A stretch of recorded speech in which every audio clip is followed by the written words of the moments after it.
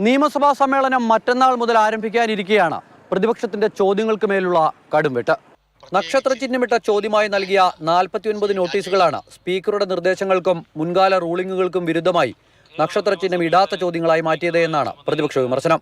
നക്ഷത്രചിഹ്നം ഇല്ലാതായതോടെ ചോദ്യങ്ങൾക്ക് രേഖാമൂലം മറുപടി നൽകിയാൽ മതിയാകും. ഇത് മുഖ്യമന്ത്രിക്ക് വലിയ ആശ്വാസമാണ്. കാരണം വാക്കാൽ മറുപടി പറഞ്ഞാൽ വിയർക്കേണ്ടി വരുന്നതായിരുന്നു മിക്ക ചോദ്യങ്ങളും.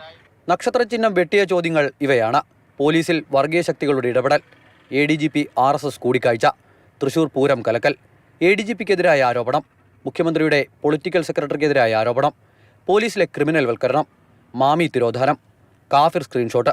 ഇങ്ങനെ പോകുന്നു.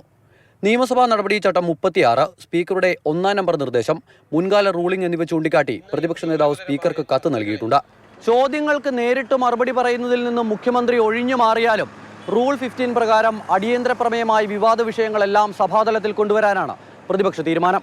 അമൽത്തേനമ്പറമ്പിൽ, മാതൃഭൂമി ന്യൂസ്, തിരുവനന്തപുരം.